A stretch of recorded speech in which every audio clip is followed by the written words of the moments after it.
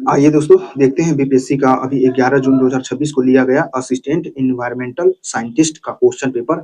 ये 72 के लिए और टीआरई एडीओ के लिए बहुत इंपॉर्टेंट है। इसमें कुछ नए सवाल थे जो लग रहा था हमें डायरेक्ट आ जाएंगे, तो उसी को मैंने नोट किया है और उसी को बताऊंगा। अभी उसे याद करना है, बार बार देखना है, क्योंकि इसमें मैथ रीजनिंग के भी सवाल थे और जीके के बहुत सरल सवाल थे, तो उन्हें छांट दिया गया है और बाकी को नोट कर लिया गया है। बस उसी तरह नोट करके उसे बार बार रिविजन करते हैं और इसी तरह तैयारी अच्छा होता है। तो आप लोग भी इसे नोट कर लीजिए और देखिएगा 72 में यह आएगा। देखिए BPSC assistant environmental scientist question में 72वीं वीडियो के लिए बहुत इंपॉर्टेंट है। ये दर्पण है, इससे पता चलेगा कैसा सवाल कैसा पैटर्न आ रहा है। देखिए करंट में पूछा गया था, ये सवाल पहला है कि फ्यूचर जॉब्स रिपोर्ट किसने जारी किया था 2025 में। तो future of jobs report WEF ने विश्व आर्थिक मंच ने जारी किया था और इसमें विश्व आर्थिक मंच ने बताया था 2030 तक रोजगार बाजार और भविष्य का विश्लेषण किया था। तो ये इंपॉर्टेंट है, ये आ सकता है डायरेक्ट 72 में। फिर उसके बाद मैंने इसे नोट किया है कि अरस 2025 क्या है। तो अरस 2025 एक अभ्यास है। अरस अभ्यास ईरान और अजरबैजान के बीच हुआ था और अजरबैजान के जो है ना नार्गो काराबाख क्षेत्र में, नार्गोनो काराबाख क्षेत्र में हुआ था अजरबैजान और ईरान के बीच अरस अभ्यास। इसके साथ ही और एजीरेक्स अभ्यास भी करते हैं ईरान और अजरबैजान। फिर नेक्स्ट देखिए कार्बन सीमा समायोजन तंत्र यानी कि सीबीएम जनवरी 2026 में किसने लागू किया है। तो कार्बन सीमा समायोजन तंत्र, ये भी करेंट का सवाल है, आ सकता है। इसे यूरोपियन यूनियन ने लागू किया था, यह एक ग्रीन डील योजना है। तो कार्बन सीमा समायोजन तंत्र किसने लागू किया था। तो यूरोपियन यूनियन ने लागू किया था, ये भी आ सकता है। फिर इसके बाद है चौथा में देखिए नशा मुक्त भारत अभियान 3 वर्षों के लिए यानी कि 26 से 29 के लिए किसने चालू किया है। नशा मुक्त भारत अभियान ये शिक्षा विभाग ने शुरू किया था स्कूलों में और गृह विभाग के सहयोग से शुरू किया था। तो पूछा जा सकता है कि नशा मुक्त अभियान 3 वर्षों के लिए किसने शुरू किया था। शिक्षा विभाग ने 26 से 29 के लिए। तो योजनाएं भी बीपीएससी पूछ रहा है, तो 72 के लिए योजनाओं पर आप ध्यान दीजिए। फिर देखिए ये पूछा गया कि भारत में वर्मी कंपोस्ट बनाने में प्रयुक्त कौन सा कृमि का प्रयोग किया जाता है। तो उसमें आइसिनिया फेटिडा का प्रयोग किया जाता है।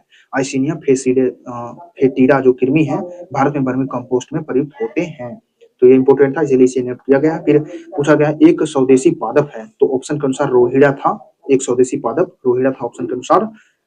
फिर इसके बाद है बिहार के कृषि जलवायु क्षेत्रों को घटते क्रम में सराहने के लिए पूछा गया था। तो बिहार के 4 कृषि जलवायु क्षेत्र हैं, आप लोगों को जैसा पता होगा, और इसमें जिले याद रखिए, तब जाके आप इसे को क्रम में सजा सकते थे। क्योंकि ये देखिए पैटर्न कैसे पूछा गया है, पहले पूछा जाता था कि किसमें ज्यादा जिले हैं, लेकिन इस बार पूछा गया है उनको क्रम में सजाना था। तो अब आपको चारों याद रखना होगा। सबसे ज्यादा जिला जो है उत्तर पश्चिम जोलोर मैदान में आता है। उत्तर पश्चिम कृषि जलवायु में 13 जिले आते हैं, पहले ये हो जाता, फिर दूसरा होता दक्षिण पश्चिम जलोढ़ मैदान, इसमें 11 जिले आते हैं और ये दक्षिण पश्चिम जो जलोढ़ मैदान है उसे 2 भागों में बांटा गया था। दक्षिण पूर्वी जलोढ़ मैदान भी बांटा गया था ए में, ये वाला, और दक्षिण पश्चिम मैदान बी में बांटा गया था। तो इसमें 6 जिले हैं। तो सबसे पहले हो जाएगा उत्तर पश्चिम वाला, फिर दक्षिण पश्चिम जलोढ़ वाला, फिर उत्तर पूर्वी जलोढ़ मैदान, इसमें 8 जिले हैं। 3 नंबर पे ये होता और चौथे नंबर पर दक्षिण पूर्वी जलोढ़ मैदान जिसमें 6 जिले आते हैं। तो अब जिला ना पूछकर क्रम में पूछ लिया गया है, इसलिए याद रखना इसे। इसके बाद 8वें नंबर में पूछा गया था जनजातियों की विशेषताओं के बारे में। देखिए ये भी बहुत इंपॉर्टेंट है, ये इससे डायरेक्ट आ सकते हैं कि 5 प्राकृतिक तत्वों की पूजा करने वाले कौन से जनजाति हैं। तो इसको बोडो कह सकते हैं।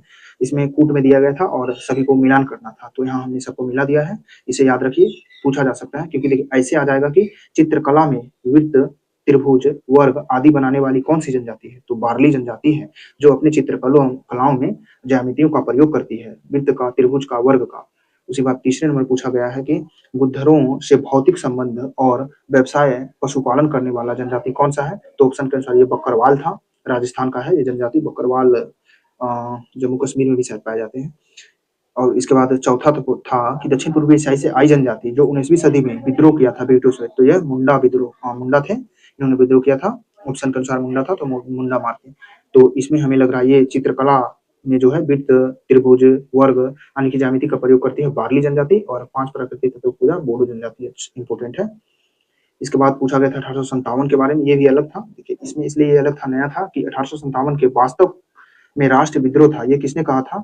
तो द न्यूयॉर्क डेली ट्राइबल ने कहा था। ऑप्शन के अनुसार यही था। और जैसे राष्ट्र विद्रोह डिजरायली ने कहा था, वो ऑप्शन में नहीं था डिजरायली वाला, लेकिन ये था द न्यूयॉर्क डेली ट्राइबिशन, और अलग अलग थे ऑप्शन, तो इसलिए ये नया है। ये क्वेश्चन डायरेक्ट आ सकता है कि वास्तव में राष्ट्र विद्रोह किसने कहा था। ऑप्शन में ये होगा द न्यूयॉर्क डेली ट्राइबिशन, इसे ही लगाना है। फिर इसमें पूछा गया था 10वां में हमने नोट किया है कि कर का मूल्यांकन ग्राम लेखा जिसे पुट कहा जाता था, बंदोबस्त व्यवस्था में किसमें पुट कहा जाता था।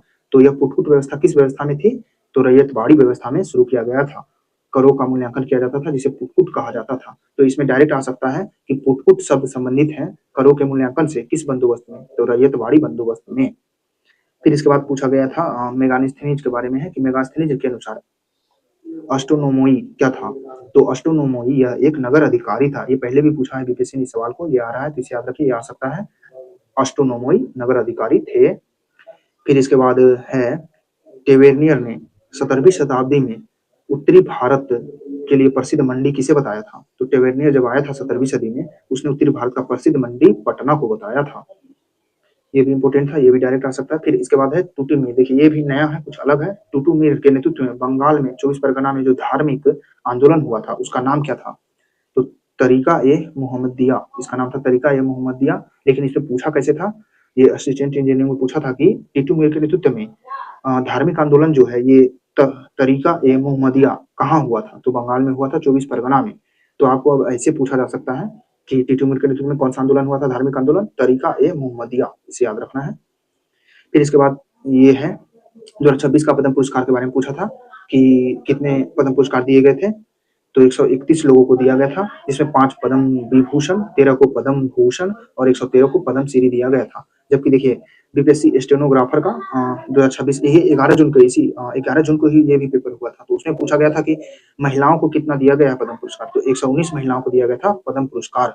तो इसका क्वेश्चन भी अपलोड कर दिया गया है, इसे भी देख लीजिए क्योंकि इनसे डायरेक्ट सवाल आ सकते हैं। इससे पता चलता है कि पद्म पुरस्कार से बीपीएससी सवाल बना सकता है, इसे जाके अच्छे से पढ़ लेना होगा।